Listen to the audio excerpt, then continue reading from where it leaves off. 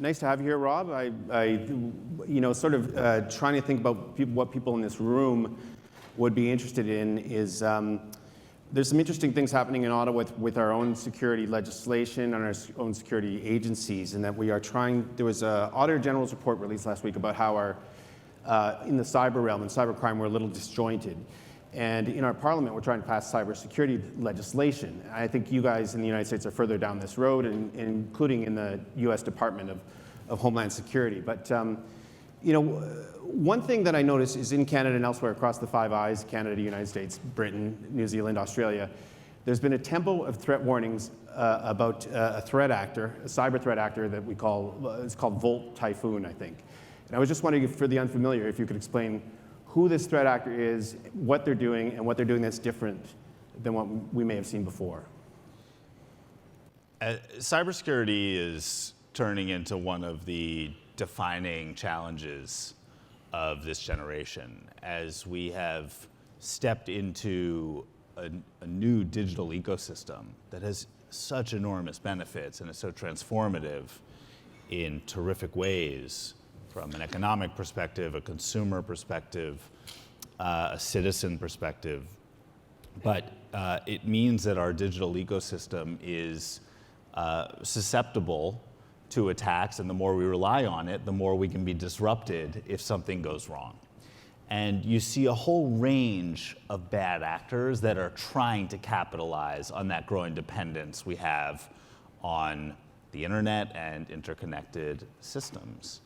So some of those are the kinds of nation-state adversaries that we talk about when we talk about any of our security challenges. Your Chinas, your Russias, your Irans, your North Koreas, just as they are seeking to challenge us and assert with us in a whole range of spaces, they're doing that through cyber attacks against our companies, against our governments, and against people who live in Western democracies.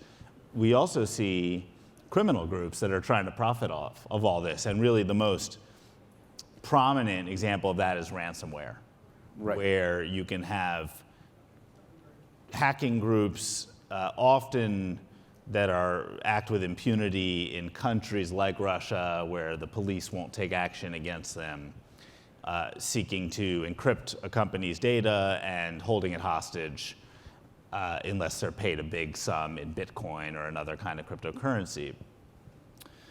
Volt Typhoon, which you mentioned, is the cybersecurity industry's code name for a very sophisticated Chinese state-sponsored hacking group. Mm-hmm. And what we've seen in the last year or so is this group hacking into critical infrastructure companies.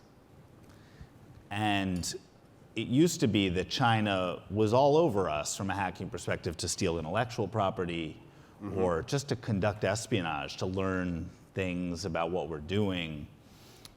But the types of companies that we are now observing Volt Typhoon trying to get into don't really have any intellectual property that could be helpful to China, and don't really have any information that would be helpful to China from an espionage perspective. And it leads to the conclusion that China is likely trying to pre-position its access in these companies so that if there's some kind of conflict between our countries, they are in a position to disrupt essential services. And that's obviously a cause for very significant concern. And we are working really closely with companies across the United States. We're also working closely with our closest partners and allies around the world, including, of course, Canada. We have a wonderful relationship with the Canadian Cybersecurity Center and Sami Khoury, who's the head of that center, to help companies identify signs that they may be targeted by Volt Typhoon, mm-hmm, and then, if needed, to work to expel them from their systems. And what's the end game? I mean, if you're doing a long-term embedded presence in critical infrastructure network, like to disrupt, what does that mean in practical terms if there was a global conflict? Well, you look out to potential scenarios involving Taiwan, for example, or other flashpoints, and perhaps a a Chinese government calculation that if they strike against essential service providers, maybe they will deter a country from getting involved in the conflict over there because the citizenry won't want to get engaged when such chaos is happening. I think that would be a fundamental miscalculation of how we would respond to an attack on our essential service providers. Right. And when we were talking, I think you mentioned you had worked for the Obama administration in DHS cybersecurity. Now, and that was before there was the enabling legislation sort of was in place. But I think you've now under Biden, you've got a more senior role. You have the cyber function, and you have that legislation. And I'm just wondering what that means to you in terms of your ability to act on cyber threats at the Department of Homeland Security and the creation of entity, the Cybersecurity and Infrastructure Security Agency. Yeah, in 2018, our Congress passed a law to create what is still the newest federal government agency in the United States called CISA, or the Cybersecurity and Infrastructure Security Agency. It's an agency within our Department of Homeland Security, and CISA is the nation's America's cyber defense agency. We work every single day to protect critical infrastructure from potential attack, including privately owned critical infrastructure, which is 85% of the critical infrastructure in our country, and also works to protect U.S. government systems, because U.S. government systems are also hacking targets as well. And that's been enormously helpful to have a new agency created that has its own brand and that can be recognizable, so we can form the kinds of key public-private partnerships that are really important for us to do our work. And in your legislation, and I know you've just updated it as well, do your secretaries have the ability to go in to corporations or to ask corporations, take this gizmo out, put this gizmo in, issue secret orders that would make fundamental changes to network infrastructure? Is that a power that you're currently, because that's in our legislation that we're discussing, and so that invites a lot of questions about guardrails and how do we structure this. So I was just wondering how it works for you guys. We don't issue secret orders. We work voluntarily for the most part with companies. We do have regulatory authorities over some sectors like the transportation sector and the like, and there can be enforcement action if they don't have a certain baseline set of controls in place.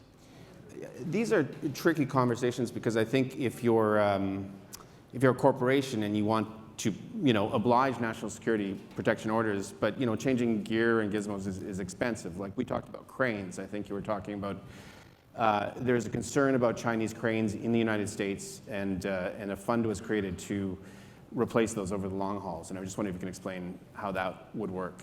Sure. So we're increasingly focused not just on the security of computer systems that run an enterprise's IT, but on all kinds of sensitive technologies that operate critical functions in our economy that might not be trustworthy because of where they're produced. And Chinese technologies are really come to the fore around that. There has been a lot of attention over the last decade or so over Huawei and our very real security concerns around deployment of Huawei technologies to operate sensitive telecommunication systems. And we've made tremendous progress in the United States and with allied partners to ensure that Huawei technology is not used, because ultimately the way that the Chinese system operates is the government there can compel a company to do essentially anything that it wants if it's deemed to be in the national security interest of China. And we don't believe that really critical technologies in this country ought to be subject to the whims of the Chinese government to that level. There are other technologies too that we have our eye on. So an example that we were talking about before we got on stage here is, everybody I'm sure knows those big cargo container ships that come into seaports. Mm-hmm. And some of the biggest ones can stack 18,000 massive cargo containers on a single ship. Well, to process that kind of cargo load at our seaports, you need specialized cranes that can lift the boxes on and off the ships. it turns out that in the United States, and I don't know the figures for Canada, but I suspect it's similar. In the United States, about 85% of the ship-to-shore cranes are made by a single Chinese state-owned enterprise, which is just a huge amount of concentrated risk for what is the lifeblood of our economy, if you think about the critical role that seaports have. So we launched at the Department of Homeland Security last year, in 2023, our country's first supply chain resilience center. And the idea was to identify these potentially insecure or fragile choke points in our very complex supply chains, and to then identify solutions, working together, government and industry together, to reduce risk. With the cranes, we took some short and long-term approaches. In the short term, because these cranes are very expensive, ports can't be expected to, and there's also production capacity limitations. You can't expect to rip and replace cranes in a year all across the country. So what we did was we issued regulatory guidance to port operators and said, if you have these kinds of cranes, these Chinese manufactured cranes, you need to follow these safeguards in terms of cybersecurity and making sure they're not subject to monitoring or takeover by hostile third parties. We also negotiated an arrangement with Mitsui, a Japanese heavy industrials company, for Mitsui to bring manufacturing of ship-to-shore cranes back to the United States for the first time in decades. Right. And that is where national security and industrial policy are starting to meet. And we think you're going to see that model replicated over and over to ensure that we have trustworthy technology and systems across our economy, and we want to do that together with like-minded countries. Mitsui is a Japanese company. That's great. That's a partner country. We want to do the same kinds of things with Canada and Canadian companies, and we intend to. And it also is terrific for creating great jobs. And your approach to telcos, of course, telcos are at the very center of communications, right? So that obviously we talked about Huawei, and just there's even a heightened level of scrutiny, particularly if you're worried about malicious cyber actors that are state-sponsored or otherwise. But some of the pushback we're getting in our own legislation is that to invite government agencies into our telcos to watch the traffic, to discuss network equipment, is that I think both the Citizen Lab and the Electronic Freedom Foundation are worried that if you invite a Canadian government agency in, then it will amount to surveillance or, you guys spelled out some ground rules and legislation on this sort of stuff. So, how do you approach when the U.S. government is inside a telco to do in the name of cybersecurity or otherwise? Is surveillance a partial objective of what happens there? No, absolutely not. Right. We don't surveil domestic telecommunications. You need a warrant to intercept, a court-issued warrant to intercept a particular communication if you want to go at that, and then you need to apply before an independent judge to get that warrant. There is no wholesale presence in domestic telecommunications to harvest or surveil data. With the exception of the FISA Amendments Act, I think, which was that was a 20-year power. I think bulk interception and certain some of your intelligence agencies can do that. I'm not aware of us ever doing that. But does that exist on your side of the fence in DHS? DHS doesn't operate any of those programs. Yeah. Our National Security Agency does operate certain programs pursuant to FISA, and this is a technical subject for the crowd, but that really pertain to communications with a direct foreign nexus that would not pertain to communications U.S. person to U.S. person in the United States. Right, one end outside. And again, you guys had incredible debates about this. It was done under executive authority, then legislative authority. And I'm just wondering, does this cyber threats, it eventually pushes the public sector and the private sector together, as particularly in ways, and so it's how do you establish ground rules in a way that you can actually sort of weed out the malicious actors while preserving people's civil liberties, right? I guess that's the... Look, it's a team sport between government and industry. Industry owns most of what we call the attack surface. Right. That is the systems that bad actors would seek to exploit or take advantage of. Government has a lot of the information, the intelligence about what our adversaries are doing, and also the special tools and authorities to detect and expel bad actors. And so to protect, bottom line, to protect the American people, or the Canadian people, or the people of any Western values democracy like ours, you need to have government and companies working together within a framework that honors privacy and honors civil rights and civil liberties. And we have reached very complex and balanced frameworks for doing that in the United States, where our Congress exercises a lot of oversight, where our courts exercise a lot of oversight, and where we're able to do that work, because ultimately, if you're going to defend against the most sophisticated ransomware artists or the hacking outfits that are on the outskirts of Shanghai, you need to be able to move in a really agile and coordinated way between the governments and the companies that are coming under attack. And in many ways, we are seeking not just to lower the barriers for industry and government to work together, but to dissolve those barriers entirely. Right, but last question, who pays though, I guess, if there's a big network change ordered, a crane or a router? Have you guys worked that out to any better degree than we have here? Yeah, ports are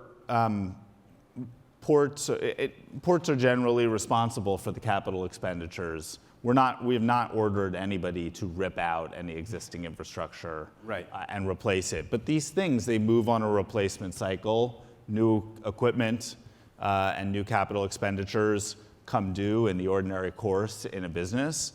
And as port operators, for example, are evaluating their next purchase order, we want them to have a trustworthy supplier. And in the current market, we did a very strong market analysis of this. There are producers in Finland, and there are producers in Switzerland as well that make these kinds of cranes, but not at the capacity. So gradually buying from allies and not adversaries. But we believe in buying from allies. It doesn't have to all be onshore. It can be friend-shored. Right.